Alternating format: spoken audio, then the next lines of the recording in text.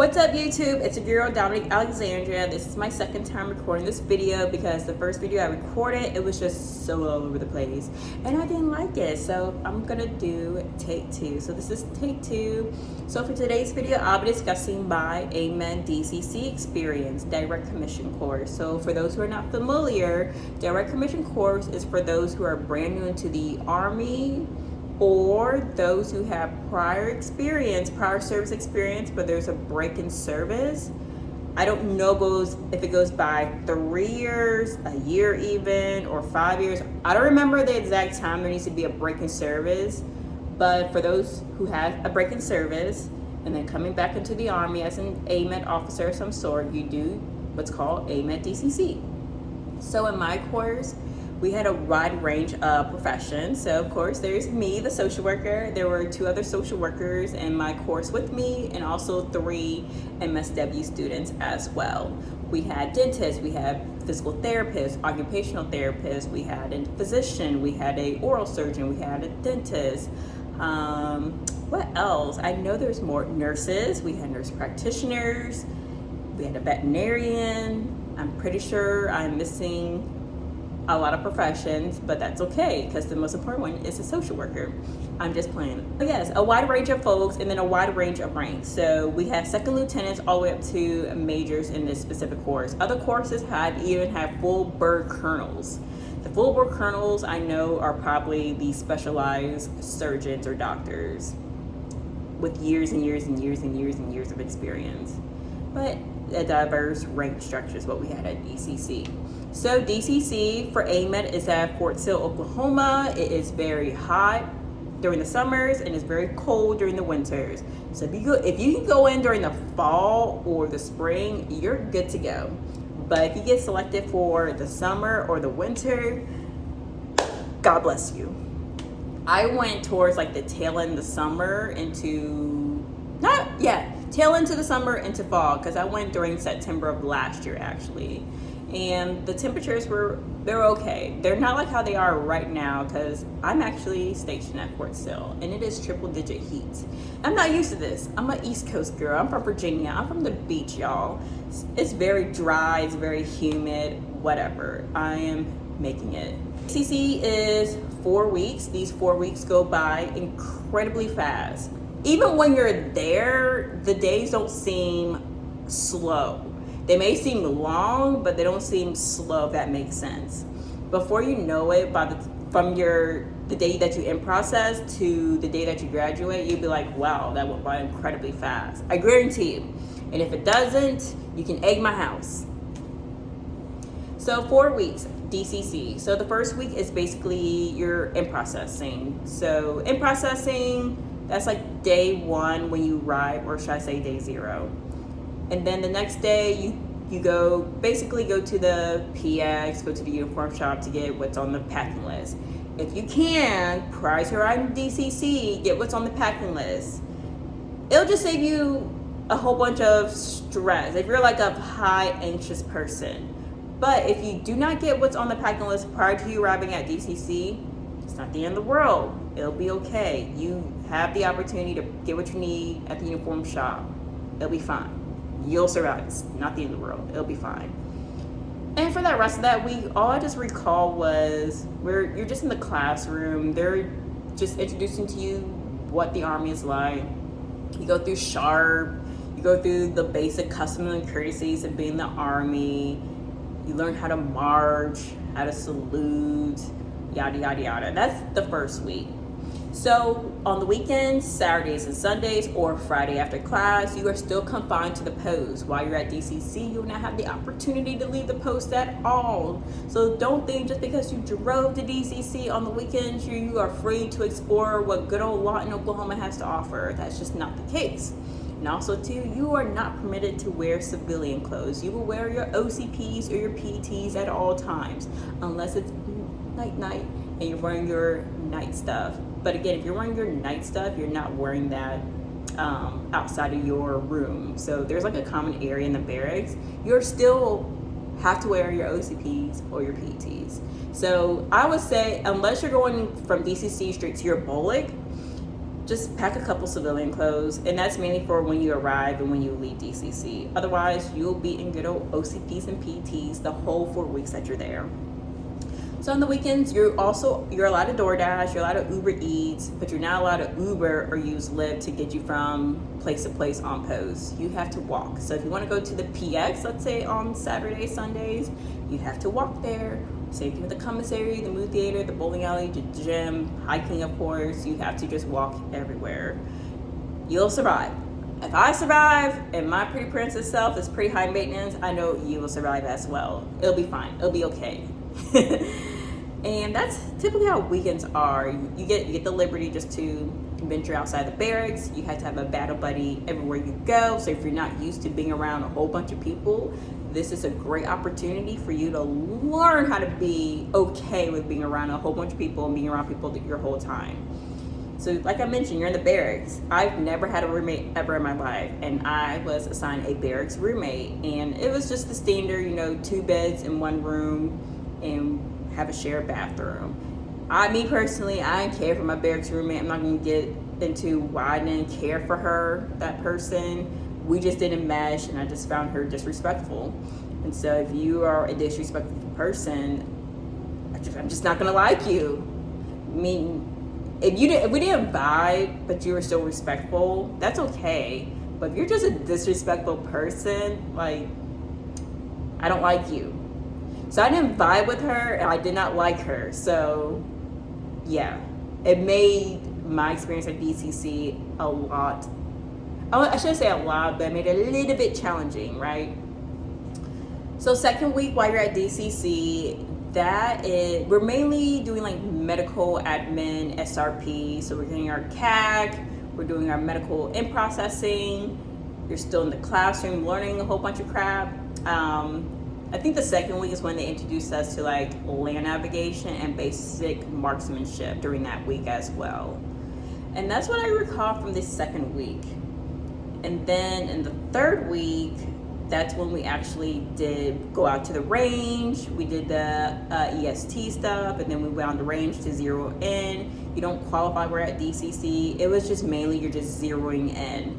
And then also, I forgot which part of the week, or whether it was in the beginning of the week or the end of the week, is when we did day to night land navigation. I don't remember the exact hours, but I do remember we were back in the barracks probably close to midnight or a little bit after midnight.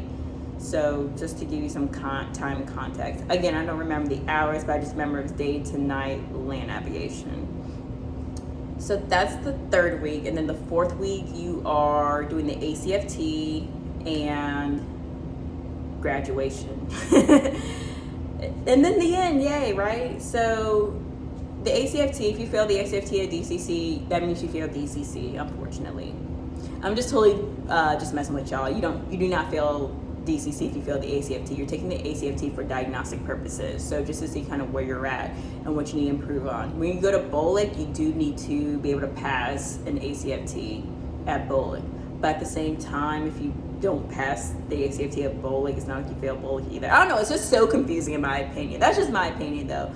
Just know when you get to your actual unit and they do ACFT for record, yeah, you have to pass that shit.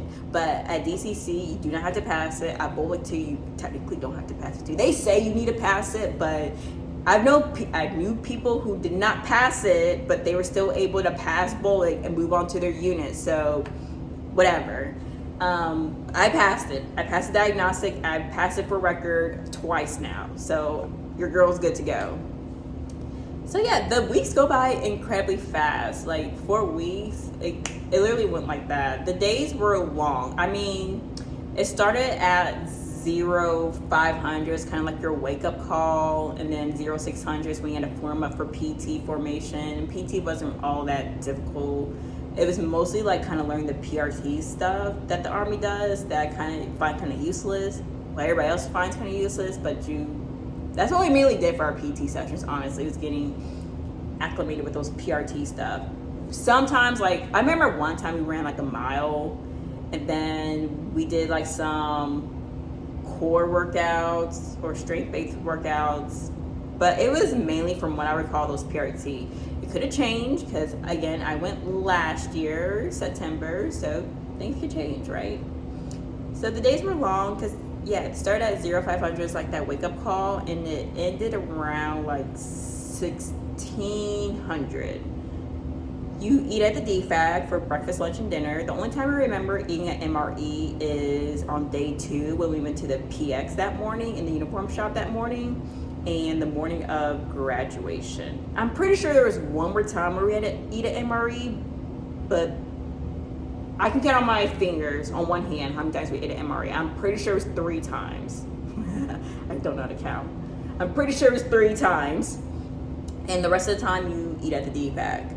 DFAC's not bad food. You'll like it. There was some stuff that was good. I mean, it ain't your mama's home cooking, but it's better than eating at MRE, that's for sure.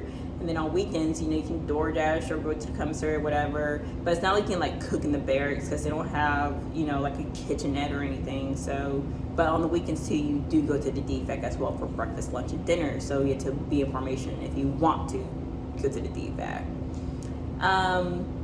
Since I'm a social worker, I've always observed kind of like the social interactions between people. So it's just very interesting while you're there, when you have a whole bunch of medical officers together and they put on the uniform, put on the rank, just how much that kind of feeds into their ego.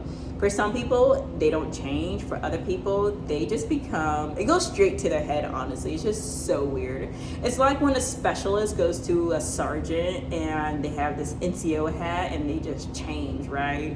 That's how I felt with some people at DCC. So my biggest tip is when you go to DCC, just be yourself. Be your regular schmegular self and you'll be fine. It just comes off as more genuine versus you trying to be somebody that you're not and then being taken as a joke. Because I saw that a few times with people where we can kind of pick up where you're just driven by your ego, and at that point, who's going to take you seriously, if that makes sense.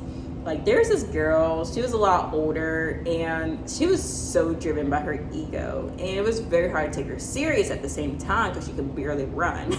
Like, when I say barely run, like, maybe run like 0.3 miles, and she's having a heart attack.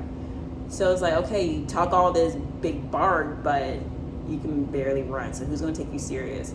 Versus, if she was more of herself, just more open to others, then people would be more inclined to help you improve your run and just, not look at you kind of funny. That's just my opinion. DCC is also cliquish, very cliquish. I don't know, people just want to belong somewhere. Like the age in DCC, it just varies. Like the youngest people were like born to the 2000s, and the oldest, he didn't say his age, but if I had to guess, he was either born in the late 60s or early 70s. He didn't say his age, but if I had to guess, I would definitely say late 60s to he's born in the early 70s. Not the age. I'm not saying he was in the 60s or 70s. I'm talking about years like 1960s and 1970s. What else? What else do I want to say about DCC?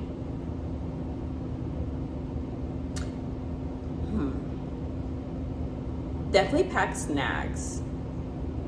That's not part of the packing list, if I recall. Pack your snacks.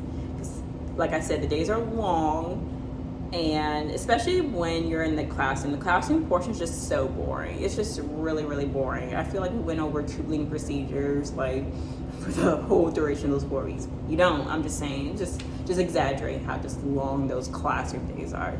So just pack snacks, and yeah. That's all I have for today's video, honestly. I know I was all over the place, but it's not bad. DCC is not bad. Don't go into the course all stressed out, feeling you have to be the best and be number one. That's not what it's about. You want to be the best, honestly, when you get to your unit. Save that energy for when you get to your first unit. But when you're doing DCC and then when you do your bowling, just be you.